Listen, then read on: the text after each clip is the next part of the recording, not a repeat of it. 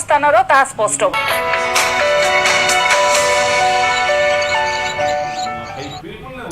Break पर स्वागत।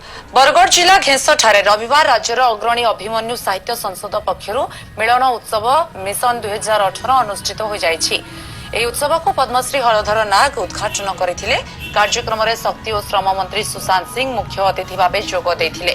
ଏହି ଅବସରରେ ସୁନ୍ଦରଗଡ଼ ହେମଗିରିର କବି ଶ୍ରୀନିବାସ ମିଶ୍ରଙ୍କୁ ଅଭିମନ୍ୟୁ ସମ୍ମାନ ପ୍ରଦାନ କରାଯାଇଥିଲା। ସେପରି ସୋନପୁର ମେଣ୍ଢା ଚନ୍ଦ୍ରବତୀ ପାଣ୍ଡେ, बरगढ़ जयश्री साहू, संबलपुर सावित्री पुरोहित और डुंगरीपाली हेमांगिनी दास को बहुल सम्मान प्रदान करा जायथिला।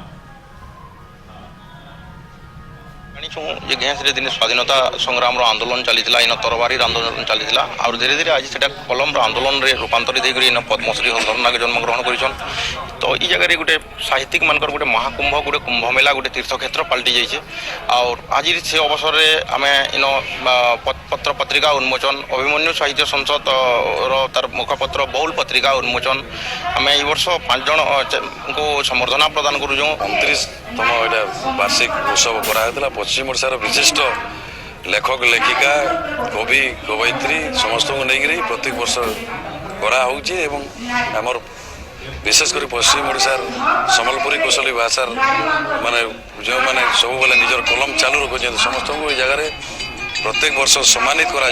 Bhawanipatna block ICDS super